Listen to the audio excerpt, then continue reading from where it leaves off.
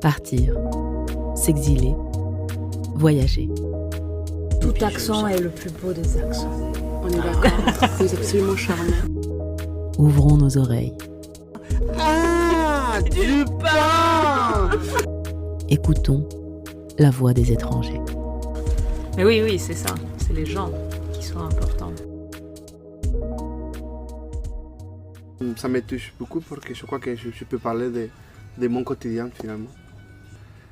Ça m'intéresse parce que je crois que le français c'est un peu élitiste, c'est une langue élitiste. On parle d'élitisme de langue et dans ce sens-là, je crois qu'il y a beaucoup de choses à dire, mais la langue comme manière de...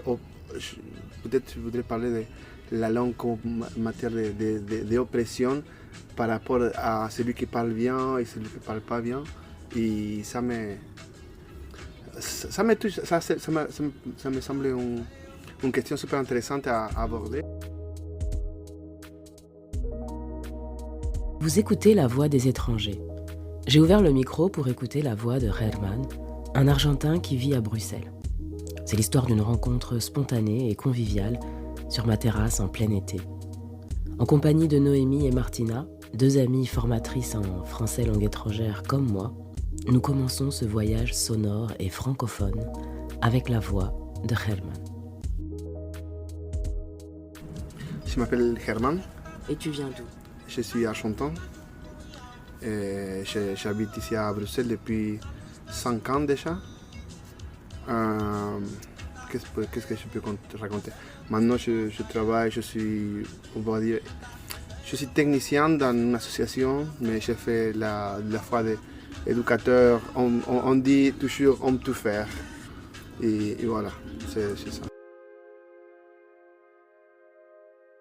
Tu viens d'où ? C'est la question.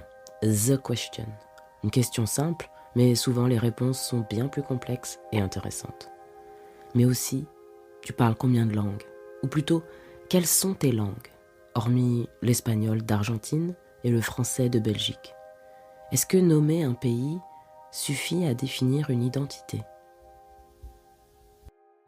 Ah, ça c'est une chose que je voulais dire. Tu vois, il y a un écrivain qui s'appelle...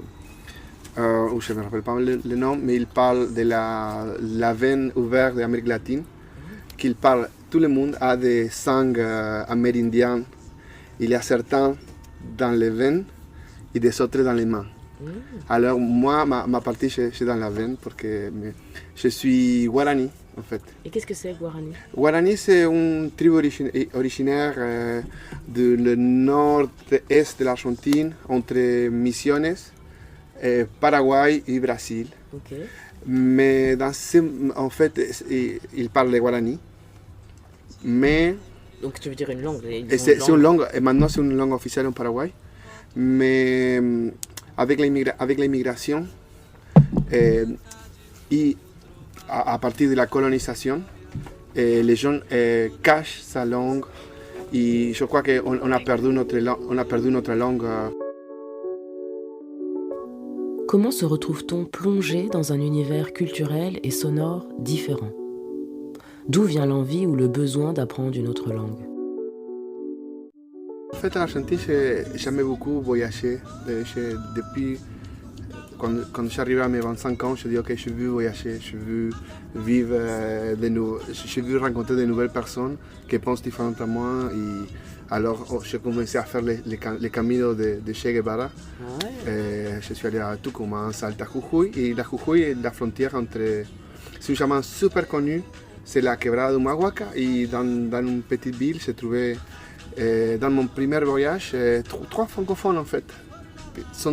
Des Français, des Belges ? Oui, des Français. Il y avait Pierre, Max et Manu. Ok. C'était un petit groupe de francophones. Et ça, le truc qui plus m'a étonné, c'était que Pierre, il avait dit, en fait, j'ai travaillé 6 mois à McDonald's.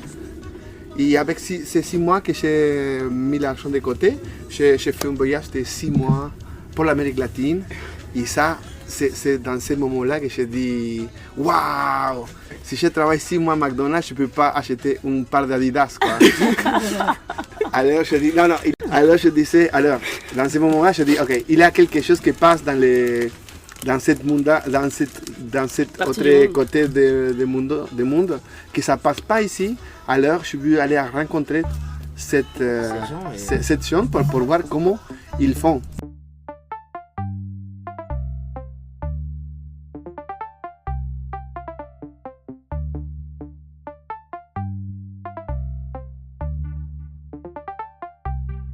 Ça, c'était mon première rencontre. J'ai trouvé des gens super ouverts. Ces trois personnes-là, je les trouvais super intelligents. Il parlait espagnol avec toi à ce Ils parlaient espagnol, effectivement, mais c'était super intéressant, intelligent, et super ouvert d'esprit. Et c'est ça que j'avais besoin, je crois. En fait, c'est la première fois que j'ai compris l'accent de gens qui parlent espagnol, mais qui parlent avec un autre accent. Et ça me semblait super intéressant qu'il y a des gens qui peuvent arriver à penser dans une autre langue. Et c'est dans ce moment-là, je dis, ok, il faut que j'apprenne une autre langue. Ici à Bruxelles, on entend beaucoup de langues dans la rue, dans le bus, au café, dans les magasins, partout en fait.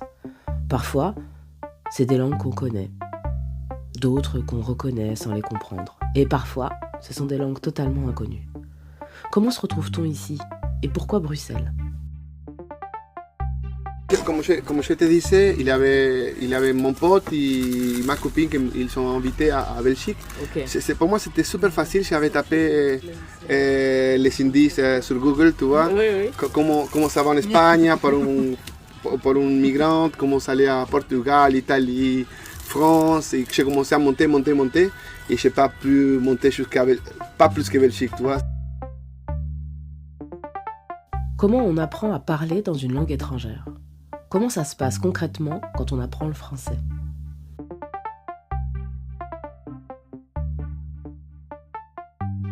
Je ne suis pas fier non plus d'être autodidacte. En fait, c'est une chose que j'ai dû apprendre parce que je n'avais pas des autres outils. Il n'y avait pas quelqu'un qui dit « Germain, prends l'argent, allez à l'université et étude comme tu veux. » J'aurais voulu ça. Mais j'ai dû prendre mes outils pour apprendre certaines choses. Alors, par la force des choses. Pour la force des choses. Alors, 6 mois avant, j'ai téléchargé une application et j'ai commencé à écrire ça, c'était une folie, j'ai kiffé. J'ai commencé à écrire les murs tu vois. Et j'avais tous les murs écrits. En fait, j'ai appris les français brutal, on me dit. Okay, vous connaissez la technique? Vas-y, raconte la technique. C'est quoi la technique du français brutal?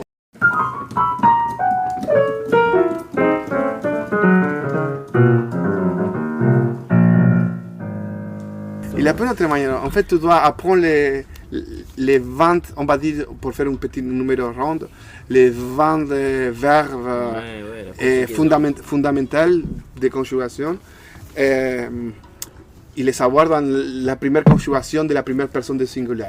Ok. Voilà. Et alors, je veux, j'aime, j'ai besoin, je prends, je parle, je parle, ouais, tout ça.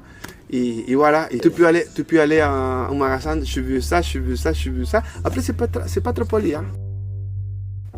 Aller à la rencontre des gens, dépasser les barrières, braver la peur de faire des erreurs. Ce sont de vraies compétences qui aident à apprendre. J'entends beaucoup trop souvent « je suis nul pour apprendre les langues ». Mais c'est pas plutôt les méthodes qui sont nulles? En fait, ces méthodes et c'est la manière brutale. Je crois que dans cette société, c'est trop perdu. Finalement, on va entrer dans un mot que c'est super cliché, que c'est la institutionnalisation des choses. Et peut-être c'est un bon sujet de discussion, c'est de dire, ah oui, non, pour savoir faire quelque chose, il faut aller en cours, aller en cours, en université, il faut absolument que quelqu'un te montre la méthode le premier pas, le deuxième pas, le troisième pas. Et ça laisse pas l'espace à la créativité. À la communication.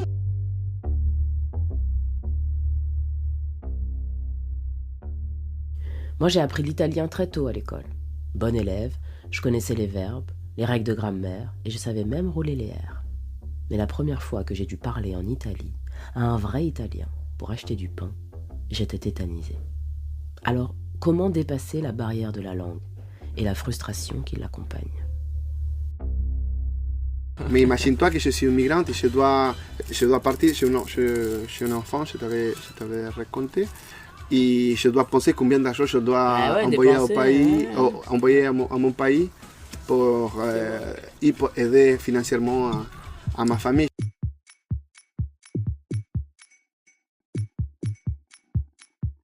Daniele, que je l'envoie un petit bisou depuis ici.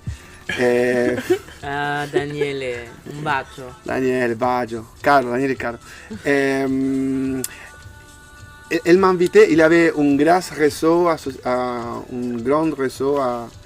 Bruxelles. Et oui, en fait, on a commencé à aller à toutes les soirées. Il m'a commencé à inviter à les apéros, tu vois. Et voilà, pendant 3 mois, je me rappelle que j'étais assis, en train d'écouter. Oui, la première semaine, c'était de 10 paroles, je comprends 1. Après, ça est devenu 2, après, ça est devenu 3. Et quand j'arrive à 4 mots sur 10, je commence à coller. Et c'était pas trop frustrant? Non, pour moi non, parce que je suis venu apprendre une langue et je dis, c'est ça ou rentrer à l'Argentine, tu vois. Les premiers mois, à partir des premiers mois, j'ai commencé à coller des mots, à commencer à répondre des choses super Basique. Je suis, je viens, je veux, et à répondre des questions. Basique. Alors, oui, une autre chose que je faisais aussi, c'est sortir à la rue, à parler avec les gens, tu vois. Ça c'est une chose super frustrante, mais c'est nécessaire de faire, parce que si tu attends que vienne quelqu'un que tu viens pour discuter, et tu ne colles pas, et c'est super frustrant. Alors, je préférais le faire avec des gens que je ne connaissais pas. Tu vois, j'allais à un night shop et ok, bonjour. Et tu testais tes phrases avec des inconnus, quoi. Oui. Et après, j'arrivais à un moment, et dans le moment que je n'arrivais pas, je me tournais et je partais. Ouais, il n'y avait pas de problème. Du coup, ça cassait pas l'ambiance parce que c'était à l'inconnu, quoi.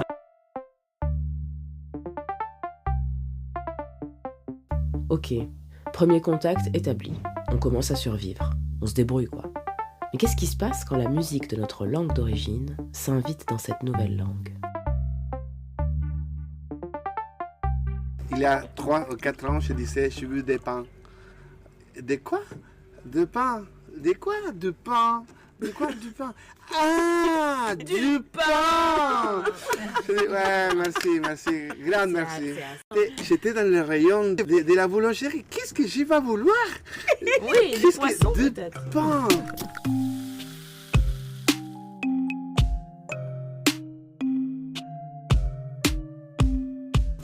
Non, et en fait, quand j'ai commencé à travailler avec des gens, que c'est ça la première fois que j'ai dû parler avec des gens qui peut-être ne voulaient pas parler avec moi spécifiquement, étant humain, sinon étant travailleur, ils voulaient communiquer efficacement, tu vois. Et oui, voilà, dans ces moments-là, j'ai trouvé des gens il avait besoin au moins 1 mois pour commencer à comprendre mon français, tu vois. Un joli petit accent, un accent à couper au couteau, parler comme une vache espagnole. Comment réagir quand on nous fait une remarque sur notre manière de parler? C'est une chose qui m'arrive tout le temps, tu vois, qu'il y a des gens qui... Ah, Herman, des fois les gens le disent, directement. Ah, Herman, je te comprends pas. Ok, pas de souci. Parfois, on se comprend pas. Mais comment on fait alors pour que ça marche? Pour trouver un chemin dans la communication? Quand on parle une langue qui n'est pas la sienne, on fait déjà beaucoup d'efforts. Alors pourquoi pas faire un effort aussi et ouvrir un peu plus l'oreille? La première intégration, je voudrais parler de 2 aspects spécifiques. Le premier aspect, c'était quand j'ai commencé à communiquer et finalement, les gens qui voulaient parler avec moi avaient la patience. Les gens qui, finalement, c'est une question de feeling. Il faut savoir aussi que pas tout le monde a besoin de savoir ton histoire pour multiples raisons. Oui. Mais et ça, que c'est super enrichissant et que sont mes amis aujourd'hui, tu vois.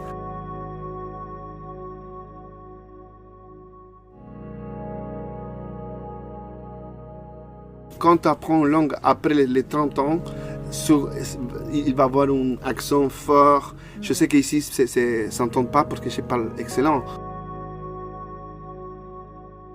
Un accent, c'est rien d'autre qu'une oreille pas habituée. C'est un son, une mélodie qui n'existe que chez l'autre. Pour moi, c'est une trace sonore de l'altérité. Et pour vous, c'est quoi un accent ? Mais tu parles avec des gens qui parlent 4 langues, mais ils parlent 3 langues depuis le début, tu vois. Si tu as 5 langues que tu as appris avant les 15 ans, tu vas avoir un accent respectable, on va dire. Mais si tu apprends une langue quand tu es après 25, 30 ans, tu vas avoir un accent et ça c'est irrémédiable. Et quand les gens te font des remarques sur ton accent, tu dis quoi? Ça te fait quoi? Tu vas t'habituer. Qu'est-ce qui se cache derrière une remarque sur un accent ou une manière de parler ? Qu'est-ce que ça dit de la relation ou du lien entre les personnes ? Parce qu'une langue, une manière de parler, ça ne sert pas juste à communiquer. Ça crée des effets très concrets. Inclusion ou exclusion, reconnaissance ou rejet. Tout dépend du regard qu'on pose dessus. Et surtout, de qui regarde.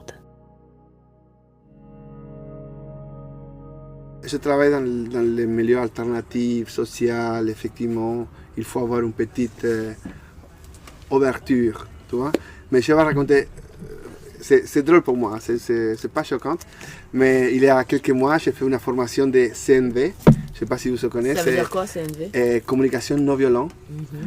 Avec des popettes, tu vois, des girafes et des chacals. C'était super chouette. C'était la formatrice, c'était super chouette.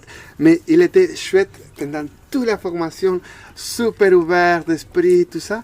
Et dans un moment, il avait un collègue de travail il était belge, mais il était d'ascendance marocaine ou chose comme ça. Et moi. Et dans un moment, on était en train de parler, mais seulement parce qu'on avait vu un film ensemble la semaine dernière. Mais et elle vient, elle nous abrace et dit « Ah, vous étiez les petits soleils de la formation. » Je dis « Mais pourquoi tu dois faire la remarque ?» Oui, je sais, oui, on est rigolant, c'est mignon, tu vois, mais... Ah, merci, vous êtes les petits soleils, ouais, ok.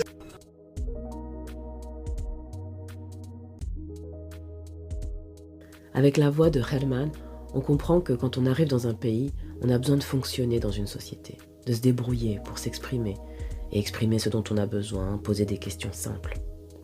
Parler quand on arrive dans un nouveau pays, c'est une question de survie. Faire les courses, trouver un logement, trouver du travail. Il s'agit de situations très concrètes. Ah, du pain! Ouais, merci, grand merci. La barrière de la langue génère des frustrations. On ne peut pas dire tout ce qu'on veut avec le degré de nuance voulu. On a moins de contrôle sur notre communication, d'où parfois un sentiment d'isolement. On est obligé de lâcher prise pour se libérer, faire avec ce qu'on a et transcender ce que l'autre attend de nous par la force des choses. Les chaussettes de l'archiduchesse de... Sont-elles Sont archi-sèches, une chose comme ça.